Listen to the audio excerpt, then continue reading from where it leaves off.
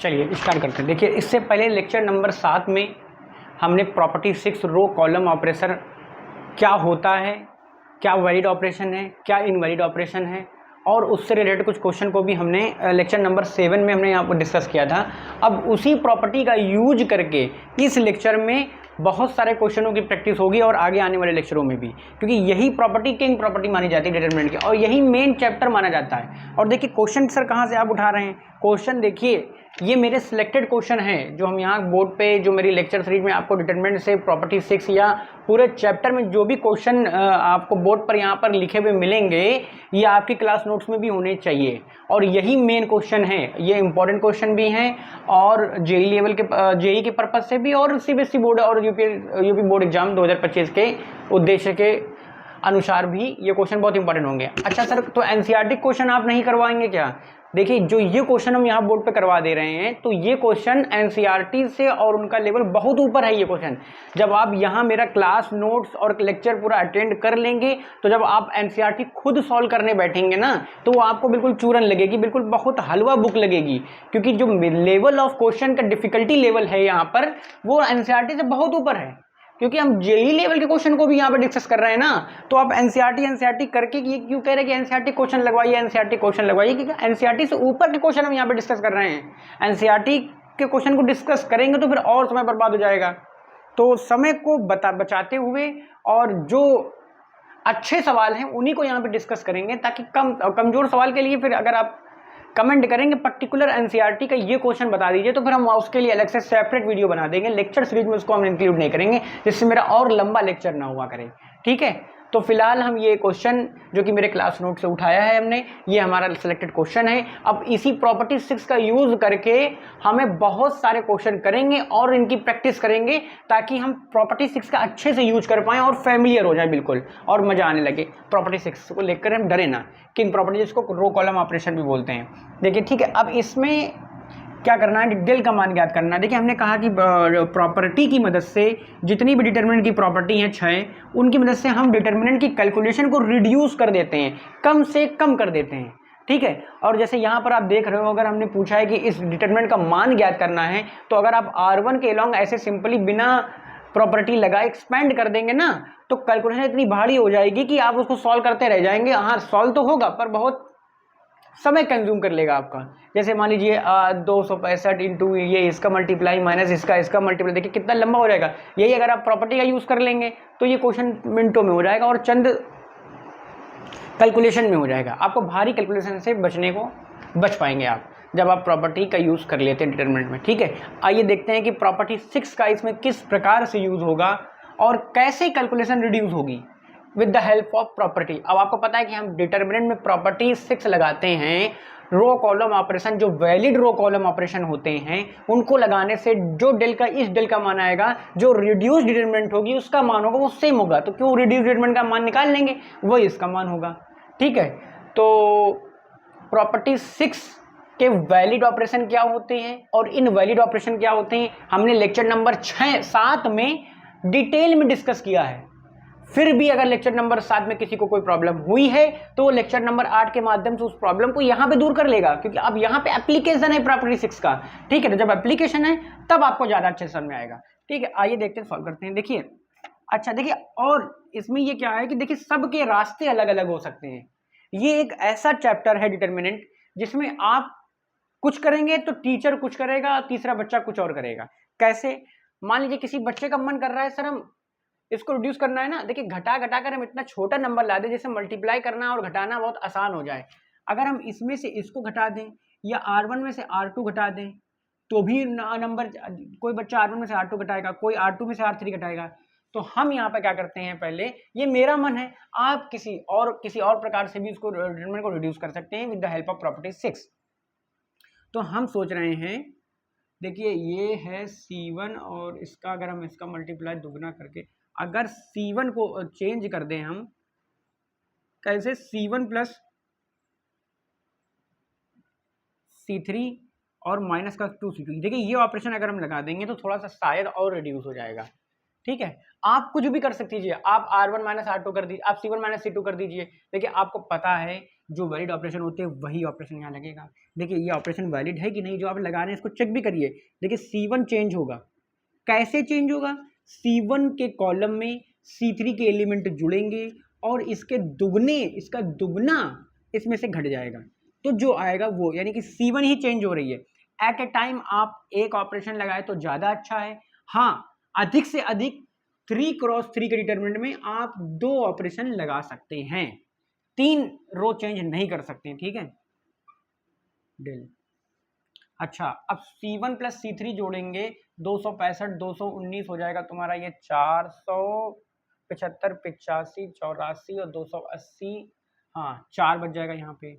ऐसे इसमें करेंगे, इसको इसको जोड़ेंगे तो यहाँ पे आ जाएगा -12। देखिए गुणा भाग आपको आना चाहिए, हम गुणे भाग और जोड़ घटाने में समय ना बर्बाद करके डायरेक्ट आंसर लिख रहे हैं, डायरेक्ट रिजल्ट लिख रहे हैं, ठीक है। इसको इसको जोड़ेंगे तो 219 और ये इसका डबल घटाएंगे तो आ जाएगा 4, यहाँ पे भी 4 बचेगा।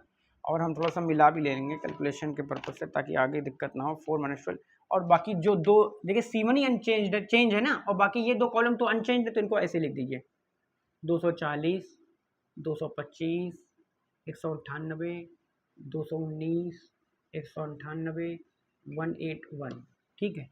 क्या किया सर अभी आपने ये ऑपरेशन का यूज किया है, ये ऑपरेशन लगाया है डिटरमिनेंट, तो ये डिटरमिनेंट ये रिड्यूस हो गई है। अच्छा, जो इसका मान आएगा वही इसका मान आएगा। क्या सर इसको हम R1 के अलाउंग अब एक्सपेंड कर सकते हैं? थोड़ा सा और सॉल्व कर लीजिए, थोड़ा सा और प्रॉपर्टी इसमें लगा लीजिए, और कैलकुलेशन कम कर लीजिए, अच्छा लगेगा। और कम कैलकुलेशन होगी, कम समय गुणा भाग से आप बचेंगे। देखिए अगर हम यहाँ से C1 में से 4 कॉलम कॉमन ले लें, हम किसी भी रो इंडिविजुअल से कॉमन और कॉलम ले सकते हैं, तो यहाँ 1 - 3 1 बचेगा, 240 225 198 219 198 181, ठीक है। आपने क्या किया है C1 से, देखिए आपको पता है, हमने बताया है प्रॉपर्टी 3 में हम किसी भी डिटरमिनेंट के किसी भी कॉलम से किसी इंडिविजुअल रो से कुछ भी कॉमन ले सकते हैं जो आ रहा है। तो हमने यहाँ पे C1 से, यहाँ पे आप लिखेंगे भी having taken common from C1, तो ये आ जाएगा रिजल्ट। अच्छा, आप एक चीज और देखिए, अगर आप R1 में से R3 घटा दें तो देखिए एक 0 बन जाएगा। अच्छा, डिटरमिनेंट को सॉल्व करते वक्त आपको कुछ बातें ध्यान में रखनी होगी डिटरमिनेंट को सॉल्व करते वक्त, कि मैक्सिमम से मैक्सिमम 0 बन जाए। क्योंकि देखिए जब हम किसी रो के अलॉन्ग एक्सपेंड करते हैं तो ये मल्टीप्लाई बाय इसका कोफैक्टर, ये मल्टीप्लाई बाय इसका कोफैक्टर, ये एलिमेंट मल्टीप्लाई बाय इसका कोफैक्टर से इसकी वैल्यू आती है। अगर ये दो यही 0 बन जाएंगे ऊपर के, तो मैक्सिमम से मैक्सिमम 0 बन जाएंगे, तो कैलकुलेशन ज़्यादा आसान हो जाती है। तो कोशिश करा करें ऐसे ऑपरेशन लगाइए जिससे किसी भी रो या कॉलम में मैक्सिमम 0 बन जाए, जितने से जितने बन सकते हैं, ठीक है। तो जैसे हम R1 में से R3 लगा देना तो यहाँ पे एक 0 मिल जाएगा, तो ये बहुत अच्छी बात हो जाएगी मेरे लिए। इस डिटरमिनेंट की प्रॉब्लम को with the help of property 6 अगर जब भी आप सॉल्व करें तो कुछ बातों का ध्यान में रखिए। कैसे? जैसे डिटरमिनेंट में मैक्सिमम 0 बनाने की कोशिश करिए, और ये देखिए कि कल, और जो जैसे कहीं कंप्लीट सोल्यूशन है, कहीं से कॉमन निकल रहा है या कहीं कॉमन देना है, तो वहां पे अपनी आवश्यकता अनुसार दीजिए। जैसे यहाँ पे हमें 4 कॉमन निकला था तो एक एक बच जाएगा। और 1-1 सिचुएशन बहुत अच्छी से, क्योंकि 1-1 सिचुएशन अगर बन जाती है तो वहां से आप 0 बहुत आसानी से बना सकते हैं, स्टोर दैट R1 - R3 करके। अगर आप R1 ये ऑपरेशन लगा देंगे तो यहाँ पे 0 आ जाएगा, ठीक है। तो देखिए R1 - R3 लगा रहे हैं, डिटरमिनेंट की वैल्यू नहीं बदलेगी, जो इसका मान होगा वो इसका मान होगा, वही इसका मान होगा। तो R1 में से R3 घटा देंगे तो यहाँ पे 0 आएगा। एक 242 में से 100 यहाँ पे आ जाएगा 42, ठीक है। और 219 में से 181 घटाएंगे तो यहाँ पे आ जाएगा 38, ठीक है। 38 ही आ रहा है ना, देख लीजिए कैलकुलेशन मिस्टेक नहीं होनी चाहिए, ठीक है। हाँ, और सिर्फ R1 ही चेंज हुई है, बाकी और दोनों तो सेम है। 3 225 198 181 198 और 1, ठीक है। आवाज आपको सब मेरी क्लियर आ रही होगी, ठीक है। ये ऑपरेशन लगा, यहाँ पे एक 0 बन गया। अब देखिए कुछ और भी हो सकता है क्या? हाँ सर, यहाँ से 3 कॉमन आ जाएगा, R2 से आप 3 कॉमन ले लीजिए, ठीक है। और यहाँ से भी 3 कॉमन आ जाएगा, ठीक है। यहाँ पे लिखेंगे having taken common from R2 and C2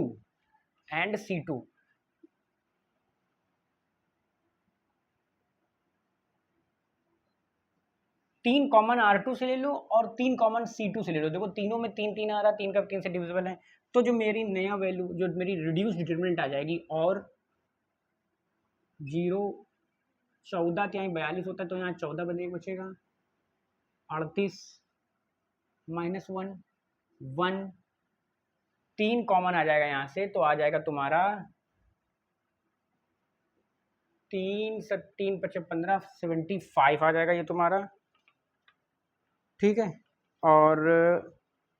और 3 यहाँ से भी कॉमन आया है। देखिए यहाँ पे थोड़ा सा ध्यान देना है, एक 3 यहाँ से कॉमन लिया तो 75 बचा, तो फिर यहाँ से भी एक 3 कॉमन लिया ना, लगातार यहाँ पे दो चीज़ें काम की गई हैं।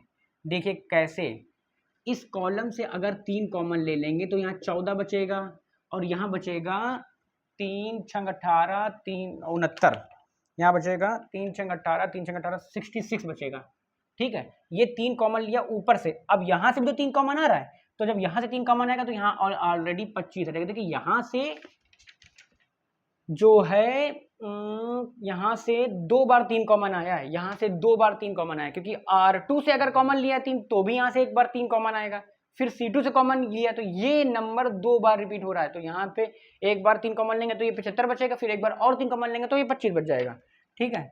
बाकी यहाँ से भी 3 कॉमन लेंगे तो आ जाएगा ये 66, ठीक है। कैलकुलेशन मिलाते जाइए, हम कैलकुलेशन मिस्टेक ना हो इस वजह से मिलाते भी चल रहे हैं। और फिर इसके बाद वो तो नीचे की रो जो करते हो रहेंगे 181, ठीक है, सही है। अब यहाँ पे आप क्या कर लीजिए 4 3 3, देखिए 2 3 कॉमन आए ना, एक R2 से कॉमन आया है और एक C2 से कॉमन आया है, ठीक है। अब क्या करिए, देखिए अब आपको खुद ही दिख रहा होगा, एक मैक्सिमम जीरो सर ने बोला बनाने के लिए, अगर हम R2 R3 को जोड़ दें तो फिर यहाँ भी कहीं जीरो बन जाएगा, तो जिसको भी आप चेंज करना चाहते हैं वो चेंज कर लीजिए। हम जैसे मान लीजिए यहाँ पे R2 और हम जोड़ दे रहे हैं R2 स्टोर एक ऑपरेशन लगा दे रहे हैं R2 स्टोर दैट R3, ठीक है, ये ऑपरेशन लगा देंगे तो मेरी डिटर्मिनेंट जो बन जाएगी मेरी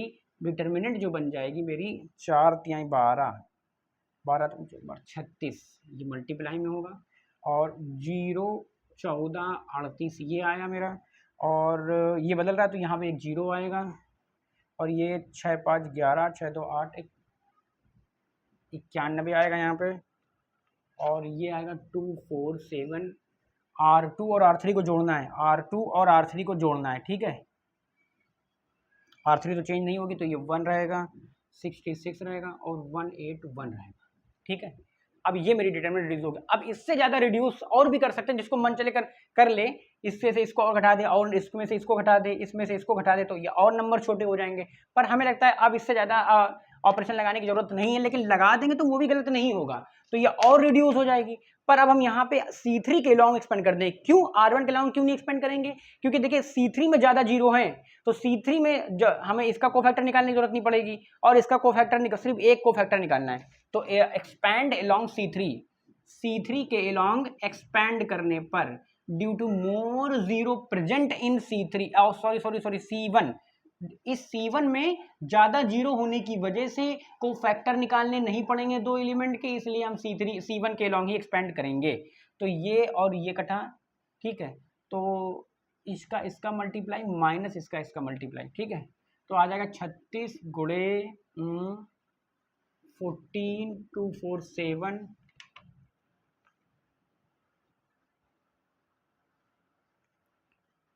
1 मिनट, ठीक है। ये 36 तो ऐसे रहेगा, आप देखिए कहाँ गया डिटरमिनेंट, कहाँ गई मेरी रिड्यूस वाली जीरो वाली, हाँ 14 × 2 4 7 माइनस का 91 38, ठीक है। अब इसको देखिए हल करिए, अब इसमें थोड़ा सा दिमाग लगाना है। 7 कॉमन ले लेंगे अगर हम, 2 × 2 4 7 माइनस 13 7 91 38, 8 3 7 2 14, तो ये देखिए ये ये ये दोनों घट जाएंगे, 0 आ जाएगा आंसर पूरा। देखिए इसका और इसका वैल्यू निकाल के देखेंगे आप, मल्टीप्लाई करिए, 2 सत्ते 14, 2 चौको 8, 1 9, 2 दूनी 4, 494 आएगा। इसका मतलब 13 अट्ठे 104 की 10, 13 39 49, 494। देखिए इसकी भी 494, 494, इसकी भी 494 वैल्यू आएगी, तो घट के 036 को जीरो आंसर कुल मिलाकर के इसका आंसर आ जाएगा 0।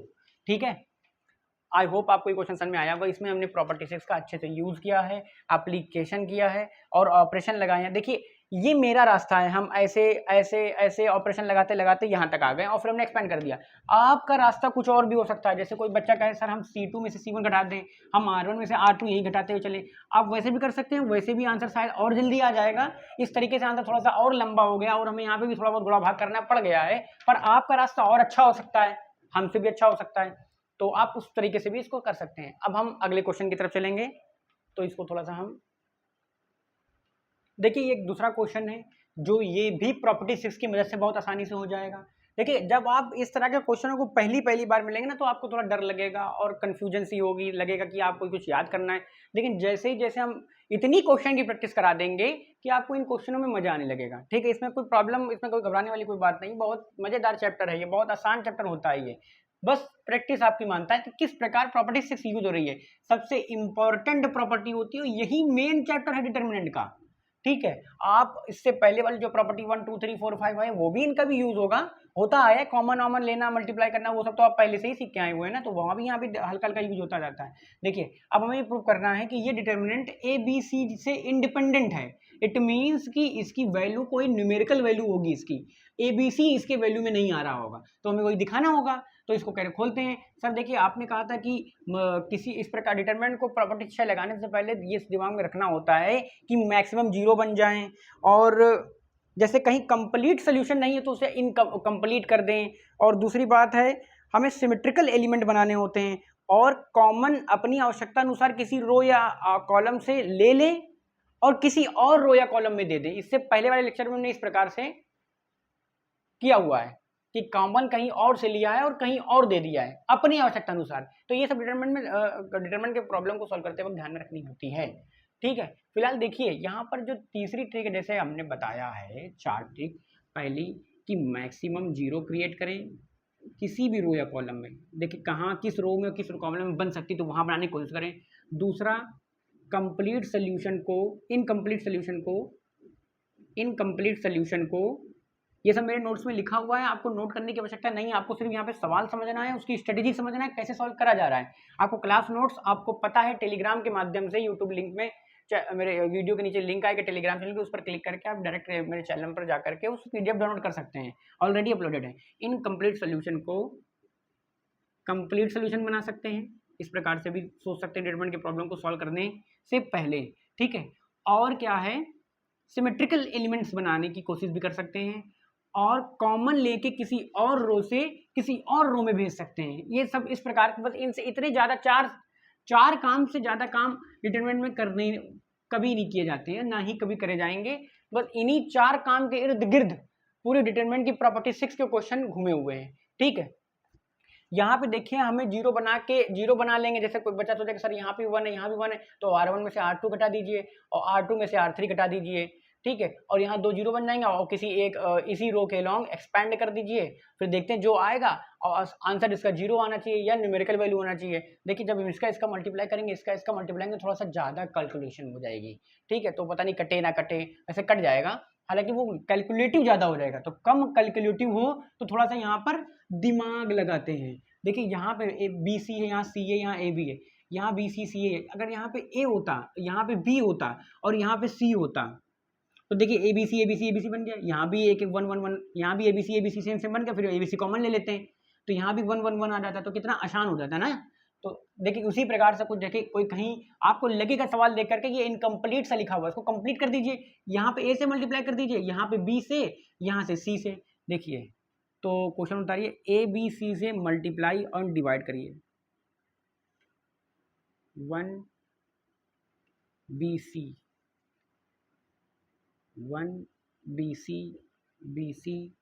C plus B, 1 AC A plus C, 1 AB A B A plus B, ठीक है। इस प्रकार से देखिए, अब क्या करना है, आपने मल्टीप्लाई किया ए बी सी से, ठीक है। यहाँ पे क्या करना है आपको, यहाँ पे ध्यान देने वाली बात है, आपको यहाँ पर ए से मल्टीप्लाई करना है और R2 में आपको B से मल्टीप्लाई करना है और R3 में आपको C से मल्टीप्लाई करना है, ठीक है। समझ में आया कैसे मल्टीप्लाई कर रहे हैं, क्योंकि कंप्लीट बना रहे हैं। यहाँ पे ए की कमी है इस रो में, तो यहाँ पे हमने R1 में ए से मल्टीप्लाई किया, A B C B plus C. यहाँ पे हमने बी से मल्टीप्लाई किया, A B C A plus C. यहाँ पे हमने सी से मल्टीप्लाई किया, A B C A plus B. देख लीजिए, ठीक है। तो यहाँ पे आप लिखेंगे R on multiply by A in R1 by B in R2 by C in R3। R1 में ए से, R2 में बी से, R3 में सी से मल्टीप्लाई किया। देखिए ये एक कंप्लीट इनकम्प्लीट सोल्यूशन लग रहा था, तो उसे कंप्लीट बना दिया, एक सिमेट्रिकल बना दिया हमने, एक सिमेट्री एलिमेंट बना दिया हमने। तो देखिए C2 से ABC कॉमन आ जाएगा और C3 से भी ABC कॉमन आ जाएगा, ठीक है। तो यहाँ पे हम ले सकते हैं C2 में से ABC कॉमन ले लीजिए और C3 में से भी ABC कॉमन ले लीजिए, ठीक है। एक ABC तो इसका अंदर चला गया था, ठीक है। तो यहाँ से भी एक ABC निकला, यहाँ से एक ABC निकला, दो ABC आ गए, एक ABC पहले से, तो एक ABC से एक ABC कट जाएगा, तो यहाँ पे सिर्फ बचेगा एक सिंगल ABC। देखिए एक ABC C2 से निकला, एक ABC C3 से निकला और एक ऑलरेडी एक ABC नीचे है, ठीक है। और यहाँ पे बचेगा ABC 1 1 1 B plus C A plus C A plus B, ये बचेगा, आप ये डिटरमिनेंट मेरी बचेगी, ठीक है। तो यहाँ से एक ABC से एक ABC कट जाएगा। अच्छा अब और देखिए आप, अगर आप C1 या अगर आप C1 प्लस C3 जोड़ दें, ABC एक बार और बन जाएगा। यहाँ पे आप कर दें C1 plus C3 store the C3 कर दें, ठीक है। तो यहाँ पे आपका बन जाएगा ABC इधर एक ब्रैकेट में और ये आ जाएगा ABC, ये तो अनचेंज्ड है 1 1 1, यहाँ पे आ जाएगा A plus B plus C A plus B plus C A plus B plus C, ठीक है। अब यहाँ से A plus B plus C तीनों C3 में तीनों जगह है, तो यहाँ से A प्लस इस C3 से A प्लस बी ये पूरा कॉमन आ जाएगा एक ब्रैकेट। तो ABC यहाँ पे A plus B plus C3, ये C3 से कॉमन आया, तो यहाँ पे क्या बचा ABC 1 1 1 1 1 1। अच्छा अब प्रॉपर्टी टू, अब आपको इससे पहले हमने बताया डिटरमिनेंट की प्रॉपर्टी क्या कहती है। With the help of property हमने बताया कि अगर किसी डिटरमिनेंट की दो रो या दो कॉलम इक्वल हैं तो उस डिटरमिनेंट की वैल्यू जीरो आती है, यानी ये पूरा अल्टीमेटली जीरो बन गया, ये मेरा पूरा जीरो बन गया। तो यहाँ से कुछ इसका मल्टीप्लाई जीरो में तो ये भी जीरो हो जाएगा, यानी अल्टीमेटली इसका आंसर क्या आ जाएगा, जीरो आ जाएगा। जब इसका आंसर जीरो आ रहा है तो इसका मतलब ये इंडिपेंडेंट है ABC के, hence proved this determinant is independent from ABC, ठीक है। देखिए प्रॉपर्टीज इसका कितना अच्छे से यूज हुआ है, कितना शानदार यूज हुआ है। आप डायरेक्ट भी एक्सपेंड कर दीजिए, ये नहीं डायरेक्ट एक्सपेंड करेंगे तो फिर आपको फिर बहुत ज्यादा गुणा भाग करना पड़ेगा, उससे भी हो जाएगा पर बहुत ज्यादा कैलकुलेटिव होगा, बहुत ज्यादा दिमाग लगाना पड़ेगा। यहाँ पे आप मैक्सिमम जीरो भी बना करके डायरेक्ट मल्टीप्लाई कर दीजिए, सिर्फ एक बार मल्टीप्लिकेशन होगा। पर आप यहाँ पर देखिए आपको खुद फील आएगा, देखिए जैसे यहाँ BC, यहाँ पे A होता है तो ABC हो जाता है, यहाँ B हो जाता है, यहाँ C हो जाता है। तो वही हमने क्या किया, A से इसमें मल्टीप्लाई कर दिया, B से R2 मल्टीप्लाई कर दिया, C से और ABC से मल्टीप्लाई डिवाइड किया। अब आवश्यकता अनुसार A जहाँ कमी लग रही है, B की जहाँ कमी लग रही है, C की जहाँ कमी लग रही है वहाँ भेज दिया। तो क्या हुआ, एक सिमेट्रिकल एलिमेंट्स बन गए। जब सिमेट्रिकल एलिमेंट्स बन गए तो उसी में से हमने अब C2 में से ABC कॉमन ले लिया, C3 में से भी ABC कॉमन ले लिया, देखिए 1 1 1 बन गया। अब हमने एक और चीज लग रही है, सिमेट्री बन जाएगी। अगर हम ये ऑपरेशन लगा दें, C1 और C3 को जोड़ दें तो एक ये सिमेट्रिकल एलिमेंट्स बन जाएंगे, फिर वहां से भी A प्लस C कॉमन आ जाएगा। तो अल्टीमेटली 1 1 के दो कॉलम बन जाएंगे और वो डायरेक्ट जीरो हो जाएगी। जब वो डिटरमिनेंट की वैल्यू जब जीरो हो जाएगी तो फिर ये इस जीरो का किसी मल्टीप्लाई करो तो वो ऑलरेडी जीरो हो जाता है। तो इसलिए ये मेरा डिटरमिनेंट इंडिपेंडेंट फ्रॉम ABC हो जाएगी, ठीक है। अब अगले क्वेश्चन की तरफ बढ़ते हैं। देखिए अब एक अगला क्वेश्चन है, ये भी प्रॉपर्टी 6 की मदद से हो पाएगा, रो कॉलम ऑपरेशन का यूज करके ही इसे प्रूव कर सकते हैं। बिना सोचे आप इसको एक्सपैंड कर दें फिर ये बना देंगे तो बहुत मुश्किल हो जाएगा और होगा भी नहीं, बिना प्रॉपर्टी की मदद से हो भी नहीं पाएगा। ठीक है, तो अब हम क्या करेंगे, सिद्ध करना, ये डिटरमिनेंट की वैल्यू ये आएगी। ठीक है, देखिए यहाँ पे दिमाग लगाना होगा, आपको ध्यान देना होगा कि ऐसे ऑपरेशन लगा दे जिससे कोई सिमेट्री बन जाए किसी रो या कॉलम में।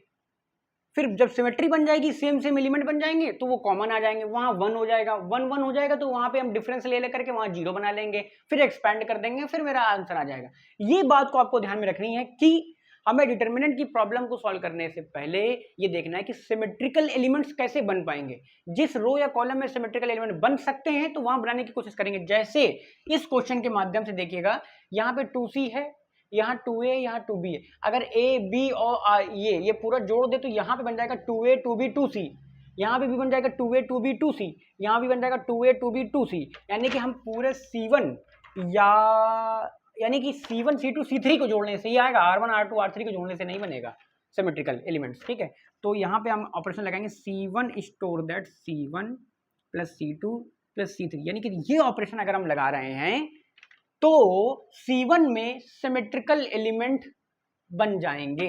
क्या वो कौन सा बनेगा मेरा, ये देख लीजिए, 2a प्लस बी प्लस सी, 2a प्लस बी प्लस सी, 2a plus B plus C. ठीक है, ये कैसे आया, देखिए 1 2 2a 2b 2c। ठीक है, इन C1 C2 C1 C2 और C3 के एलिमेंट को आपस में जोड़ दिया।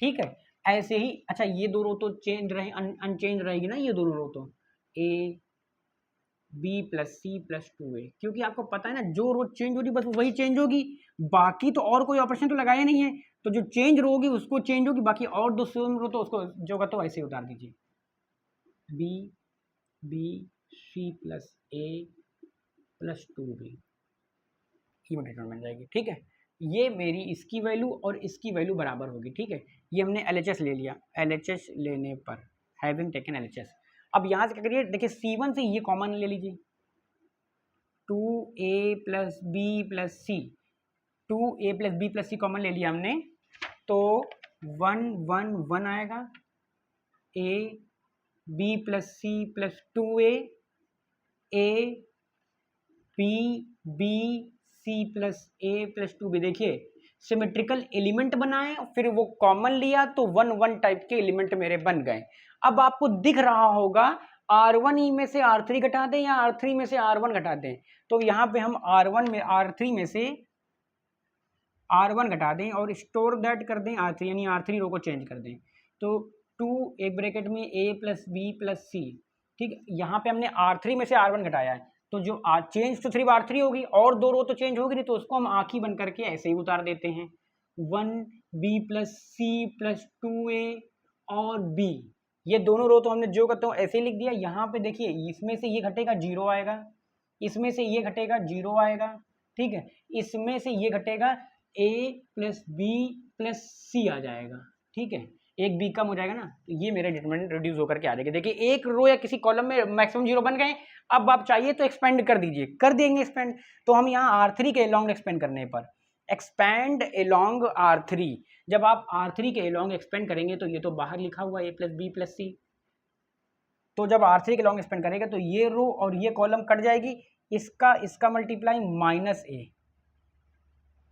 b plus C plus 2a minus a, तो देखिए क्या आ जाएगा, एक ब्रैकेट में बचेगा, देखिए 2a माइनस a, तो यहाँ पे बच जाएगा a। ठीक है, a plus B plus C, a plus B plus C, यानी a plus B plus C का होल स्क्वायर। ठीक है, RHS आ गया। ओके ओके ओके, एक मिनट, स्क्वायर है कि क्यूब है, एक सेकेंड, देखिए एक सेकेंड, यहाँ पर एक कैलकुलेशन मिस्टेक हुई है, एक सेकेंड, यहाँ पर वीडियो, ठीक है, देखिए यहाँ से क्या करा हमने, जब इसको और इसको काटा, इसके R3 के लॉन्ग एक्सपेंड किया है, तो ये तो ऐसे ही आ जाएगा 2a plus B plus C. ठीक है, अब a plus plus minus plus minus plus plus a plus B plus C, अब इसका कोफैक्टर लिखेंगे, इसका मल्टीप्लाई माइनस इसका, तो यहाँ पे a प्लस बी प्लस सी बचेगा। ठीक है, यहाँ पे 3 ब्रैकेट बचेंगे, तो यहाँ पे क्यूब आ जाएगा, तो आंसर मेरा RHS के बराबर आ जाएगा, तो ये हिंट्स प्रूव हो जाएगा। देखिए कल प्रॉपर्टी 6 का कितना अच्छा यूज हुआ है, इसमें कोई बहुत ज़्यादा क्रिटिकल और भी इससे अच्छे, ये देखिए बोर्ड लेवल के क्वेश्चन है ये सब। तो अभी जब जेई लेवल क्वेश्चन को डिस्कशन करा जाएगा यहाँ पे तो आपको ज़्यादा अच्छा लगेगा। फिलहाल हम इस वीडियो में इतना ही रखते हैं। क्या एक छोटा सा प्रॉब्लम और डिस्कस कर लें क्या? कर लेते हैं एक छोटा सा प्रॉब्लम और डिस्कस, ठीक है। एक छोटा सा प्रॉब्लम जल्दी से और डिस्कस कर लेते हैं और तब तक के लिए वीडियो पॉज करना पड़ेगा। देखिए क्वेश्चन ये है, प्रूफ दैट, इसको भी प्रॉपर्टी की मदद से करना है कि ये डिटरमिनेंट की वैल्यू ए क्यूब आएगी। देखिए यहाँ पे भी आपको दिमाग लगाना है कि कैसे हम प्रॉपर्टी का यूज़ करें, यहाँ पे कौन से ऑपरेशन लगाएं जिससे मेरे कैलकुलेशन, देखिए आप डायरेक्ट एक्सपेंड करेंगे तो ए क्यूब आते आते बहुत देर हो जाएगी, ठीक है। और ये भी एक बोर्ड का क्वेश्चन है, बहुत अच्छा क्वेश्चन है, ठीक है। तो ये सब अभी बोर्ड लेवल के क्वेश्चन है, अगर आप इसको भी अच्छे से समझ नहीं पाएंगे तो फिर आप को भी आगे बहुत प्रॉब्लम होने वाली है, ठीक है। लेकिन आपको पता होना चाहिए कि जैसे जैसे आप प्रैक्टिस करेंगे, ये चैप्टर ऐसा चैप्टर होता है इसमें प्रैक्टिस अच्छी मांगते हैं, ये चैप्टर प्रैक्टिस बहुत अच्छी मांगता है, ठीक है। तो देखिए अगर हम क्या कर दें, इसमें 2 से मल्टीप्लाई करके घटा दें तो ये 0 बन जाएगा, और अगर इसमें 2 से मल्टीप्लाई करके ये इसमें से घटा दें, 3 से मल्टीप्लाई करके इसमें घटा दें तो ये 0 बन जाएगा, यानी 2 0 बन जाएंगे, फिर एक्सपेंड कर देंगे। अच्छा ऑपरेशन में क्या लगा रहा हूँ, R2 स्टोर दैट, R2 में से 2 और 1 कर रहे हैं, ठीक है। यानी R2 चेंज हो रहा है, बाकी 2 रो चेंज नहीं हो रही है। देखिए हमने पता था कि किसी भी प्रॉपर्टी से क्या कहती है, किसी भी डिटर्मिनेंट में किसी भी रो या कॉलम में से किसी दूसरी रो या कॉलम के मल्टीपल को सब्ट्रैक्ट या ऐड कर सकते हैं। तो ये दूसरी रो के मल्टीपल, 2 के मल्टीपल से घटा रहे हैं यहाँ पे, ठीक है। ऑपरेशन वैलिड है, ठीक है। अच्छा एक बार में आप मैक्स एटलीस्ट 1 रो तो अनचेंज रहनी चाहिए, अनचेंज्ड। यहाँ पे मान लीजिए R3 को अनचेंज रखते हैं, बाकी इन 2 रो को चेंज कर देते हैं, ठीक है। इसको R1 को अनचेंज रखते हैं, अब R3 में से क्या घटा दें हम, R3 माइनस 3R1 कर दें, एक ऑपरेशन ये लगा दे रहे हैं, ठीक है। यानी कि कौन कौन सी मेरी 2 रो चेंज होंगी, R2 चेंज होगी और R3 चेंज होगी। अब क्या सर R1 को भी कुछ कर सकते हैं? अरे R1 को ना कुछ करिए, आप सोच रहे हैं हाफ लगा करके इसमें घटा दे। देखिए मैक्सिमम आप 2 रो 3 क्रॉस 3 की डिटर्मिनेंट में मैक्सिमम आप 2 रो को एट ए टाइम एक ही स्टेप पर चेंज कर सकते हैं। और ये ध्यान रहे जो रो चेंज हो रही है उसका यहाँ पे यूज नहीं होना चाहिए। ये हमने लेक्चर नंबर 6 में बताया कि ये वैलिड ऑपरेशन कब मान जाएंगे, ये वैलिड ऑपरेशन है, हाँ है, क्योंकि R2 को चेंज कर रहे हैं with the help of R1 जो कि R1 चेंज नहीं हो रही है, और R3 को चेंज कर रहे हैं with the help of R1 जो कि R2 चेंज हो रही है ना, तो यहाँ पे R2 का यूज नहीं हो रहा, और at a time maximum 2 row change हो रही है, 3 रो नहीं कर सकते हैं एक साथ लगातार कभी भी चेंज, ठीक है। वो फिर वो डिटरमिनेंट की वैल्यू बदल जाती है। तो यहाँ पे क्या आ जाएगा, देखिए R1 तो अनचेंज्ड है तो उसको ऐसे लिख दीजिए a plus B plus C, ठीक है, a plus B plus C. अब इसमें 2 से मल्टीप्लाई करिए करा इस रो में तो 2a, या 2a में से 2a, R2 में से 2R1 कटेगा तो यहाँ 0 बचेगा, ठीक है। 2 से मल्टीप्लाई करा तो यहाँ पर a बचेगा, 2 से मल्टीप्लाई करा तो यहाँ पर 2a plus B, 2a plus B बचेगा, ठीक है। देख लीजिए घटाना देख लीजिए, और यहाँ पे हमने 3 से मल्टीप्लाई करा R1 में तो यहाँ पे 3 हो जाएगा, तो 3a में से 3a कटेगा 0, यहाँ से 3 से मल्टीप्लाई करा तो 3b तो कैंसिल हो जाएगा, यहाँ पे बचेगा 3a, यहाँ भी हमने 3 से मल्टीप्लाई किया तो 7a बचेगा, और 3c तो कैंसिल हो जाएगा तो 3b बचेगा, ठीक है। ये देख लीजिए मेरी जो डिटर्मिनेंट है वो रिड्यूस हो गई है। अब हम इसमें C1 के लॉन्ग एक्सपेंड कर देंगे, तो जब हम C1 के लॉन्ग एक्सपेंड करेंगे, LHS लिया हमने, हैविंग टेकन LHS, यहाँ पे लिख लीजिए, ये सब देखिए छोटी मोटी बातें लिख लीजिए। LHS लेने पर ये LHS लिया, LHS ये लिया, इसमें से हमने ये ऑपरेशन लगाया तो ये हो गया। अब R1 के यहाँ पे लिखिए C1 के लॉन्ग एक्सपेंड करने पर ये आया A, एक ब्रैकेट में ये कटा, इसका मल्टीप्लाई माइनस इसका A 7a plus 3b minus 2a plus b,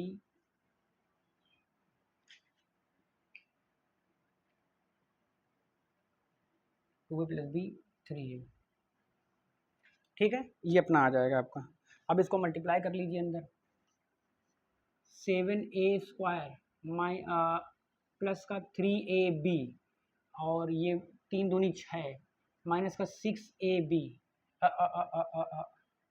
minus का 6a स्क्वायर, ठीक है, माइनस का 3 दूनी 6 और ये माइनस का 3ab, ठीक है, माइनस का 3ab प्लस का 3ab कट जाएगा, 6a² से a² बचेगा, तो यहाँ भी a³ ये आंसर आ जाएगा मेरा, ये RHS आ जाएगी, ये हैंड्स प्रूफ हो जाएगा। ठीक है, देखिए इस लेक्चर में फिलहाल इतना ही रखते हैं। यहाँ पे हमने कुछ इस लेक्चर में, लेक्चर नंबर 8 में हमने क्वेश्चन प्रैक्टिस कराई with the help of property 6। Property 6 का अच्छे से एप्लीकेशन यहाँ पर हमने इस लेक्चर में समझाया है। इससे पहले लेक्चर नंबर 6 आपने नहीं देखा है तो रो कॉलम ऑपरेशन कैसे होता है, क्या वैलिड ऑपरेशन होते हैं, कैसे पहचानते हैं, उस लेक्चर नंबर 6 में बहुत 1 घंटे का वो लेक्चर है, उसमें डिटेल में बताया है कि कौन से ऑपरेशन वैलिड हैं, कौन से अनवैलिड हैं, तो वहां पर आपको समझ में आया। यहाँ पे हमने एप्लीकेशन लगाया है, कैसे आप सोचेंगे, कैसे आप थिंकिंग पावर डेवलप करेंगे कि यहाँ पे कौन सा ऑपरेशन लगाएं। देखिए बस 4 मंत्र हैं, आप डिटरमिनेंट को क्वेश्चनों को सॉल्व करते वक्त ध्यान में बस ये, भले इंप्रूवमेंट कुछ भी करना हो, बस आप ये ध्यान रखिए कि मैक्सिमम नंबर ऑफ जीरो किसी भी रो या कॉलम में बन जाए।